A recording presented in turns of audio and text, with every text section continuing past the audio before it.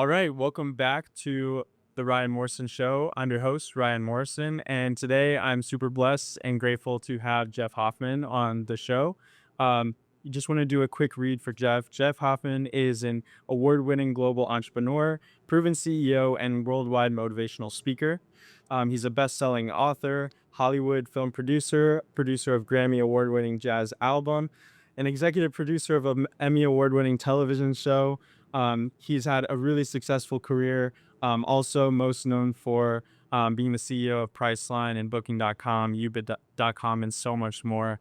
I'm super grateful to have you on the show, Jeff. Oh, thanks for having me, man. Yeah. So we just met each other. We're right now at the Global Entrepreneur Congress, which you happen to be a chairman of. Yes. So I would love for you to just share with my audience a little bit more about the Congress and the purpose behind it. Sure. So we started the Global Entrepreneurship Network is the name of our nonprofit, and the Global Entrepreneurship Congress is our annual meeting, which is what we're at now. We started this with a really simple mission statement, which is this: to help anybody, anywhere start and scale a business. And the reason for that, though, was really starting more in like developing nations, teaching people how to help themselves.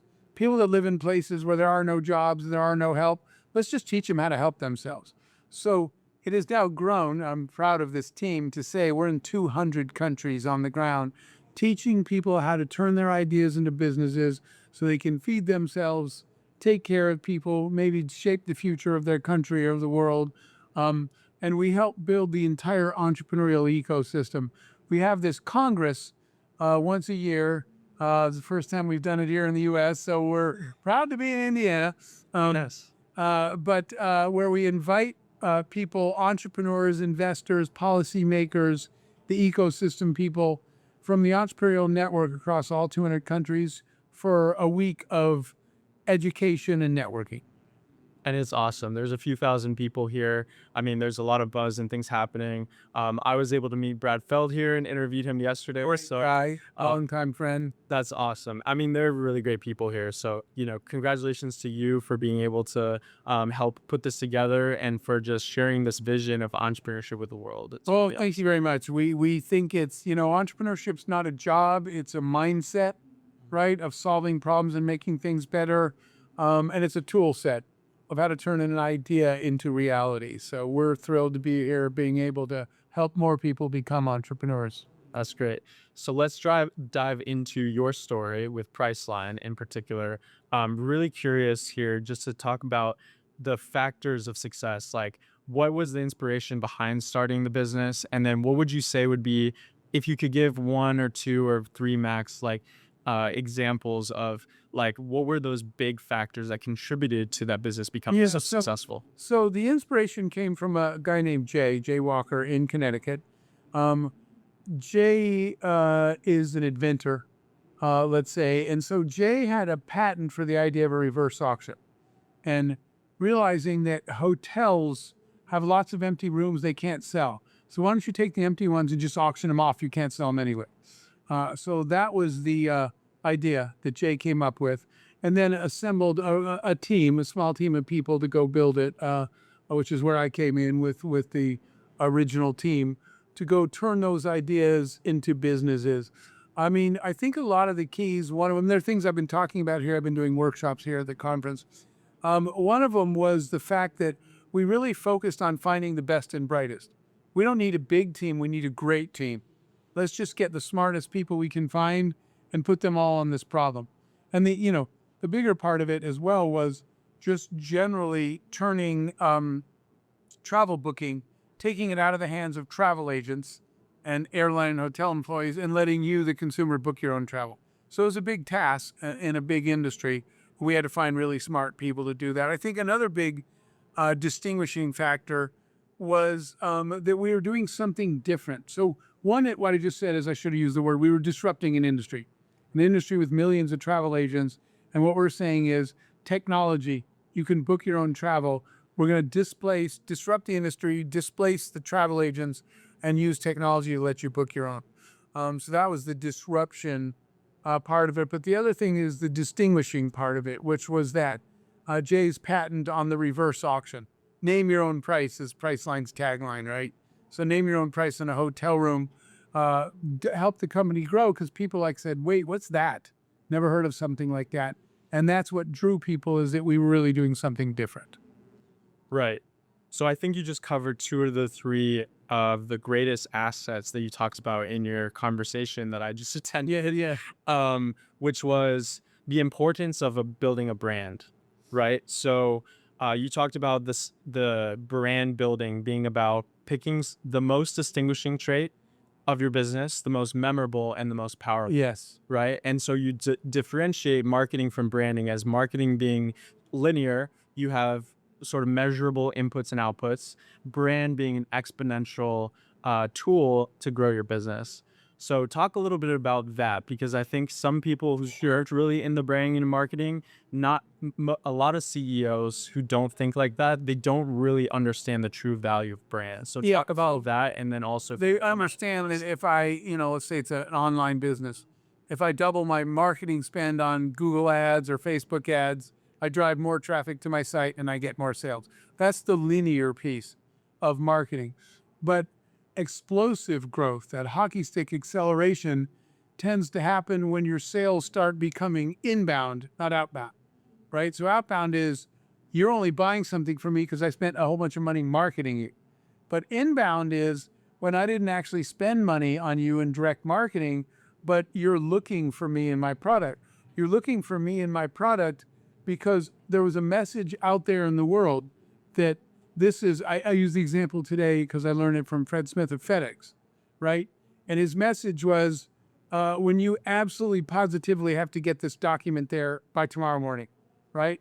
So you're out there looking for a way to get your document delivered overnight. And FedEx's message was, when it absolutely positively has to be delivered overnight. So that's the brand. The brand is, I didn't directly market you, but you were at lunch and you said to somebody, man, I'm stressed out. I don't know how to get this contract delivered overnight. And someone said, wait, delivered overnight? I think that's what FedEx does.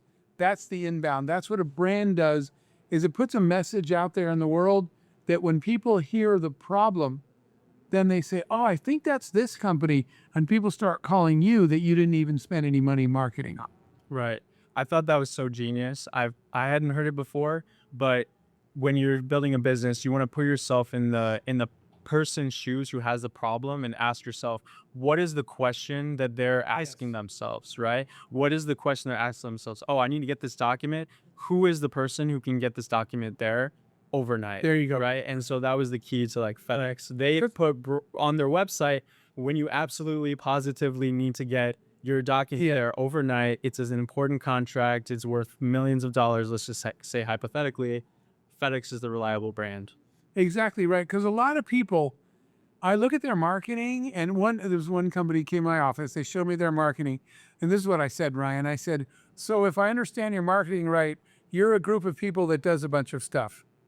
And they're like, wait, what? I said, that's what I got out of this. You're people that do stuff. And I was like, I really have no idea, actually. Even after your marketing, I really don't know what you do or why I would call you. Too often, people go too broad because they're trying to give you all these reasons. We do this and we do that. And at the end, you can't remember any of that stuff.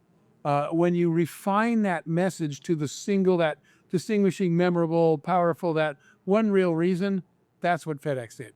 Their distinguishing thing was, you got to get this contract there. Absolutely. Positively tomorrow, we got you. Right. So I work with a lot of early stage founders, college founders. I was telling you a little bit about my house residency. I told Brad it was a baby Techstars, and he corrected me, and he said it's more, I can't remember. He said something goo accelerator, good goo accelerator or something like that.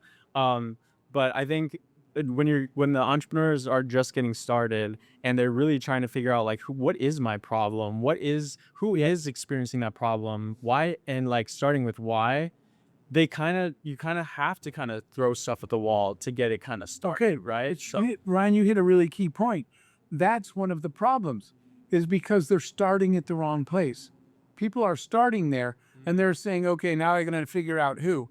What I always tell people, that's because you're sitting in your office or your home trying to think up a problem to solve. What I always tell people is the best, most successful entrepreneurs I know were not in their office. They were in the world. So my first startup, here's an example. My first startup, I was in the airport. I was waiting in line to get a boarding pass to check in. And at that point in time, you had to check in at the ticket agent, and they gave you your boarding pass. And I stood there for over an hour, and I missed the flight because the line was so long just to check in and get a boarding pass. And I was standing there listening to everyone, come on already, why is this taking so long? This is ridiculous. And I was saying, why can't we check ourselves in? And the airline people, it's because it doesn't work that way. You need us to go in, verify your ID. And I was like, there has to be a way to do that. So my first startup was I went home and said, I'm not doing that again. There has to be a way. But it's because I was standing in an airport listening to everybody complain. But before I left the airport, I said, how long have you been in line? And people were like, an hour and 21 minutes. And I said, if you could skip this line and I could make it 3 minutes and not an hour and 21, would that be worth money to you? And people are like, yeah, where do I pay? And so that's when I went home, and my first startup was the check-in kiosks that you go to the airport now and you check in. That's what I built. Wow. But I built them because I was standing in an airport. That's my point. So if you're standing in the problem, you don't need to wonder any of that stuff because you're in it. You hear it. What people do is they pick a problem and then they try to figure out who cares about this problem. I can tell you who cares, everybody in line in front of me. Is that making sense? Be out in the world, be in the problem, and then solve the one you're in. Don't come up with something and then wonder who it is that cares about that problem. That is gold right there. I know we're short on time and you have lunch to get to and all of that, but I wanted to give you an opportunity. I do want to ask about Worldview Horizons and the work that you're doing there, because I think it's so impactful. And, I'm a mission-driven entrepreneur myself. I think just entrepreneurship really is about making the world a better place. And I know that you live that through your heart with the work that you're doing there. So maybe you could tell us a little Well, bit thank more you for that opportunity because that's what I really care about. Yeah. If I worked really hard all those years just to be able to do this, it was worth it, right? Then I figured out why I was doing all that. I always tell people, because we think success is the destination. Everyone's trying to get rich or internet famous, whatever they're trying to do. But it turns out success is not the destination, it's just the platform. And success isn't the end, it's the beginning, because it's the platform that finally enables you to do the really cool stuff that matters. So selling hotel rooms, not exactly saving the world, but because we did it well and were successful, it enabled me to go do what I do at World Youth Horizons, which is my personal foundation is dedicated to youth. And we have our specific mission, which is raising abandoned children around the world. So give you the example, Uganda, they have a civil war. It's a civil war. The parents kill each other. And so children are just left in the jungles to hide until they die. And so we go there, we round up all these abandoned kids and we just raise them. We build homes, we teach them, we build farms, we teach them how to farm, including animal farms like pigs and goats. We teach them how to eat half, sell half. So we teach them these sustainability, creating food, selling food, and then we send all of them to school. That's the main focus. We get them all educations and send them off in the world to have a better life. So that's the work that I value way more than any company I've ever built, is that every time we can completely change a child's life by giving them a home and then by getting them an education, is worth every second of the time and the money that we spent doing it. So thank you for asking that. You're welcome. For my listeners out there, how can anybody out there who listens to this episode get involved and help support the mission? So for that one, I personally have a website, jeffhoffman.com, but the website is worldyouthhorizons.com. And at worldyouthhorizons.com, you can donate if you want. You can also volunteer because we do programs in the U.S., in the inner cities as well, to try to help out kids. Do you work in Detroit? We've done work in Detroit, in Cleveland, in Chicago. Okay. So those are the Midwest cities we've done work in before. Okay. Well, I'd love to talk with you offline in the future. Okay. I'm out in Michigan. I would do my hacker house is in Detroit. So anyway, offline. I would love to. But that'd be amazing. I want to talk about one more thing, and then I have one last closing question for you. You've achieved a lot of success in different domains, right? And so I guess my next one is about TV and movies. Okay. So I'd love to hear a little bit more about how you got involved in that and how you were able to excel in that field, in addition to being, successful in all these other areas as well. So the why, the sort of how I got involved in it. was intentional.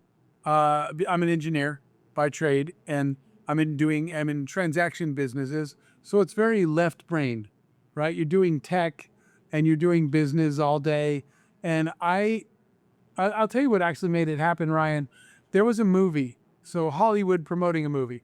We're all talking about it. Everyone's talking about a movie. This is years ago, and Friday night, my friends were like, "Let's go on opening night," and I was like, "We're gonna have to wait in line."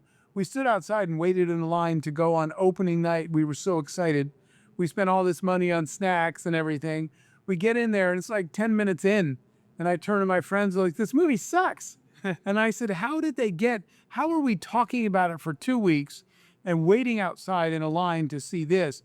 And the answer is the marketing machine of the entertainment industry is phenomenal.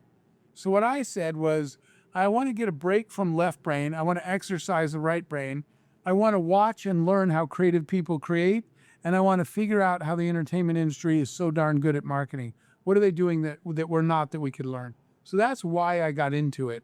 But the reason we were successful is literally the talk that I gave yesterday here at the GEC Congress, which is that no matter what your business is, you need to surround yourself. You need a smaller team of rock star people. So in that case, in music, film, and television, it was literally rock stars. So we took our fundamental philosophies of, focusing in on your strengths, of narrowcasting instead of broadcasting your message to the right audience, right? It's better to talk to 200 people that 150 of them say yes than to talk to 10,000 people and only 100 of them are interested. So refining your messaging to the right people, we did that. We really identified who's our customer in this case, and we stayed focused on what we were good at doing.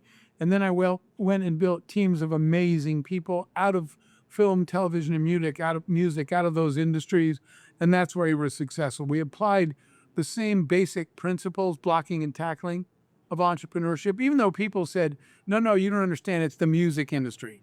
I was like, when they would say music business, I would say it's still a business. And what we would say a lot of times, because they were starving artists, they would say, you don't understand the music business. And I was like, I wouldn't say this out loud, but maybe you don't understand the business part of the music business. So give us some space.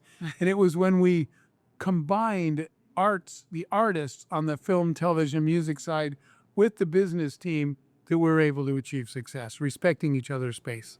That's incredible. I'm a huge jazz fan myself, so that's another thing we relate on. I also wanted to just use this as an opportunity to share with my show that they don't know, but I am exploring the idea of launching a small docuseries around the Hacker House and college. I love those, yeah. Things. And specifically, I'm not going to give too much now because I'd like to work on it first, but what would it be like if there was a show around college entrepreneurs? Yeah, I think that would be, it's a great idea because it would inspire a lot of people to look and say, well, wait, she's just like me. If she can do that, I can do that. And so that's the value of a show like that, is inspiring people who didn't realize they could be an entrepreneur in college until they see other people doing it. And realize those people are just like me. If they can do it, I can. So more power to you, man. Thank you so much. Last question. Yep. What's one piece of advice that you would give to a college founder who's just getting started on their journey? I think that piece of advice is to explore, try stuff, right?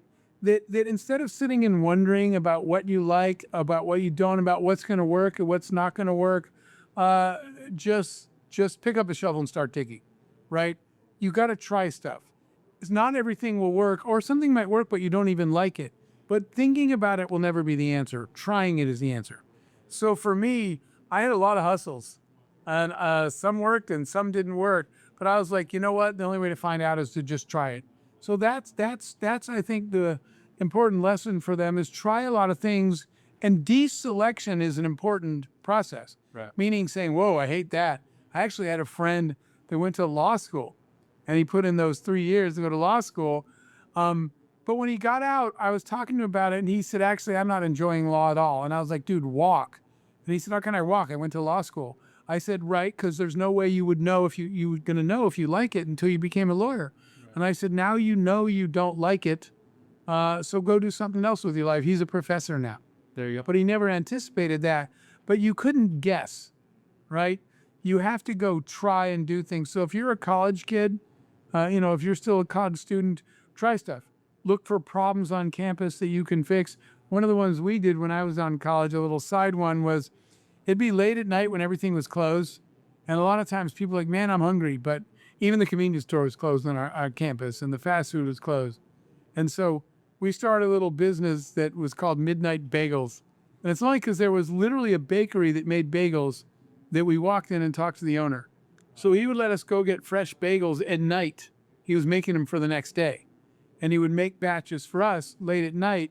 And we would go back on campus at midnight and say, who's hungry? And we would sell every bag of fresh baked bagels because nothing else was open, right? Find some problem and just solve it, or explore an industry that you think you're interested in. If you're not, move on, but at least you know. Right. Take chances, do experiments. Wanted there. Thank you so much for your time. Thank you, Ryan. I really appreciate it. I look forward to staying in touch, and I look forward to sharing this advice with you also. Thank you, and let me know about your show, my friend. Thank you so much. Well, no, here's Let's talk about it. Thank you.